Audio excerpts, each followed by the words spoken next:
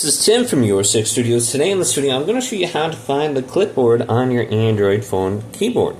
So what we want to do is just open up our text right here, and then you can see the clipboard's in the middle. Just make sure this is turned on. You can turn it on right here, and then I can see my screenshots, my copy text, my images, etc. So if you don't have this on here, just go to settings, scroll on down to clipboards, and then we have the option for show recently copied text and images in the suggestion bar.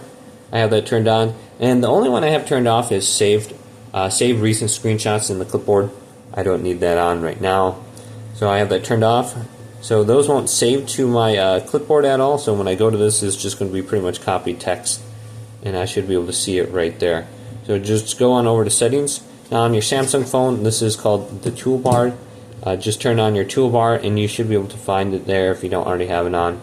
But if you just go to settings on the actual keyboard, when it pops up, you might have to hit these two little boxes right there. You can see this little box, and then we can see all the different options on here. You might have an option for settings on here, but hopefully this video did indeed help you out. Leave it a big thumbs up and subscribe to my channel down below.